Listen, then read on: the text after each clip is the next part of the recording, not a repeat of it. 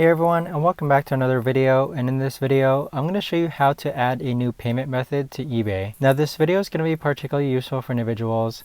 Let's say that you want to start getting paid to a different bank account on eBay. How do you actually go ahead and add a new payment method on eBay?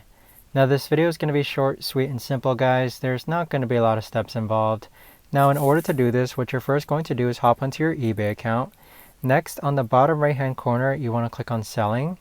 And then afterwards, you want to click on your total funds. So my total funds is $4.18. Now from here, you want to click on payout schedule daily. Afterwards, click on payout method. And then from here, you want to click on add payout method. So it's this plus icon with the arrow underneath express. So click add payment method. And then this is where you're going to add a debit card or bank account as a payment method for future payouts and selling costs. So if we click on bank account, this is going to remove and replace our current bank account. So that right there, guys, is the best and easiest way that I know of to actually go ahead and add a new payment method to eBay.